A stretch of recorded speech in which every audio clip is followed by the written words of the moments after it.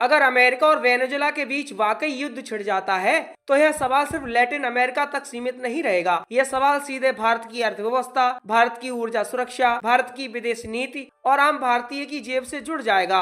आज दुनिया जिस दौर में खड़ी है वहाँ कोई भी बड़ा युद्ध सिर्फ दो देशों की लड़ाई नहीं रहता, बल्कि उसकी लपटें पूरी दुनिया को सुलझा देती हैं। ठीक वैसे ही जैसे यूक्रेन युद्ध ने भारत तक पेट्रोल, डीजल, गैस सिलेंडर और खाद्य महंगाई का असर पहुंचाया था। सबसे पहले यह समझना जरूरी है कि अमेरिका वेनेजुएला तनाव अचानक पैदा नहीं हुआ है। वेनेजुएला दुनिया के सबसे बड़े तेल भंडार वाला देश है, लेकिन सालों से अमेरिकी प्रतिबंधों, राजनीतिक अस्थिरता और आर्थिक संकट से जूझ रहा है। दूसरी तरफ अमेरिका लंबे समय से राष्ट्रपति निकोलस मादुरो की सरकार को अवैध और तानाशाही बताता आया है। ट्रंप के दोबारा राष्ट्रपति बनने के बाद यह टकराव और तेज हुआ। हाल के दिनों में काराकास में धमाकों की खबरें, अमेरिकी सैन्य गतिविधि और वेनेजुएला के आरोपों ने इस तनाव को युद्ध जैसी स्थिति तक पहुंचा दिया है। हालांकि अमेरिका ने आधिकारिक तौर पर पूर्ण युद्ध की घोषणा नहीं की है। अब सवाल उठता है, अगर यह टकराव खुली जंग में बदल गया तो भारत को इससे क्या फर्क पड़ेगा? इस सवाल का जवाब सिर्फ भारत दूर है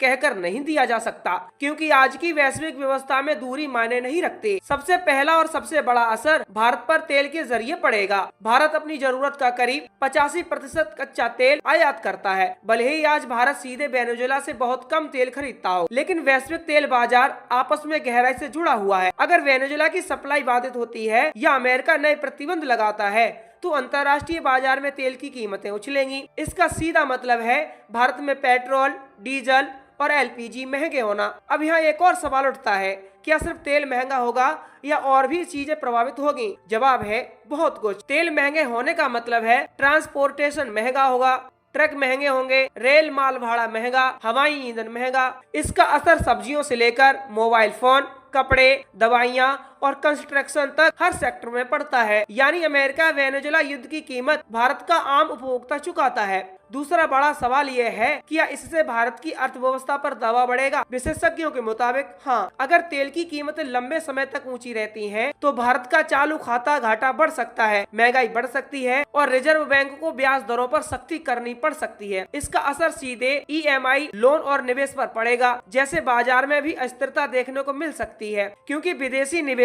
वैश्विक संकट के समय पैसा निकालने लगते हैं। अब सवाल उठता है, क्या भारत को इस युद्ध में किसी एक पक्ष का समर्थन करना पड़ेगा? भारत की विदेश नीति पर नजर डालें तो जवाब साफ है। भारत परंपरागत रूप से रणनीतिक स्वायत्तता की नीति अपनाता है। भारत ना तो अमेरिका के साथ आंख बंद करके खड़ा होता है और ना ही रूस चीन के खेमे में पूरी तरह जाता है। वेनेजुएला के मामले में भी भारत संतुलन बनाए रखने की कोशिश करेगा। भारत अमेरिका के साथ अपने रणनीतिक और व्यापारिक संबंध खराब नहीं करना चाहेगा, लेकिन साथ ही वह किसी भी सैन्य आक्रमण का खुला समर्थन नहीं करेगा। यहाँ एक और अहम सवाल पैदा होता है, अगर अमेरिका उन देशों पर टैरिफ या प्रतिबंध लगाता है जो वेनेजुएला से तेल खरीदते हैं, तो क्या भारत फंस सकता है? अतीत में अमेरिका ऐसी चेतावनियां दे चुका है। अगर ऐसा दोबारा हुआ तो भारत को वैकल्पिक सप्लाई पर ज्यादा निर्भर होना पड़ेगा, जिससे लागत बढ़ेगी। हालांकि भारत ने पिछले कुछ वर्षों में रूस, इराक, सऊदी अरब और यूएई से सप्लाई बढ़ाकर जोखिम कम करने की कोशिश की है। एक और पहलू है, वो है वैश्विक भू राजनीति।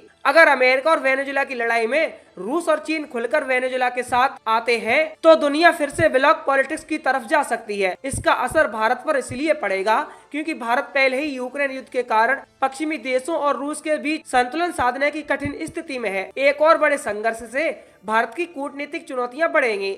अब सवाल उठता है, क्या इसका असर भारत की सुरक्षा पर पड़ेगा? भारत पर कोई सैन्य खतरा नहीं बढ़ेगा, लेकिन अप्रत्यक्ष रूप से रक्षा खर्च और रणनीतिक प्राथमिकताओं पर असर पड़ सकता है। अगर वैश्विक तनाव बढ़ता है तो भारत को भी अपनी ऊर्जा सुरक्षा, समुद्री मार्गों और व्यापारिक सप्लाई चेन की सुरक्षा पर ज्यादा ध्यान देना पड़ेगा। एक अहम सवाल ये भी है, क्या इसका असर आम भारतीय की नौकरी पर या आय पर पड़ेगा? अगर वैश्विक मंदी जैसी स्थिति बनती है तो आईटी, निर्यात और मैन्युफैक्चरिंग सेक्टर पर दबाव आ सकता है। खासकर वे कंपनियां जो अमेरिका या लैटिन अमेरिका से जुड़ी हैं, उन्हें अनिश्चितता का सामना करना पड़ सकता है। अब बड़ा सवाल ये है, क्या यह युद्ध भारत के लिए कोई अवसर भी ला सकता है? अंतर्राष्ट्रीय राजनीति में संकट हमेशा जोखिम के साथ अवसर भी लाते हैं। अगर वैश्विक कंपनियां जैसे लैटिन अमेरिका से हटकर वैकल्पिक बाजार तलाशती हैं, तो भारत एक मैन्युफैक्चरिंग और निवेश डेस्टिनेशन के रूप में खुद को पेश कर सकता है। लेकिन यह तभी संभव है जब भारत अपनी घरेलू नीतियों और इंफ्रास्ट्रक्चर को मजबूत बनाए।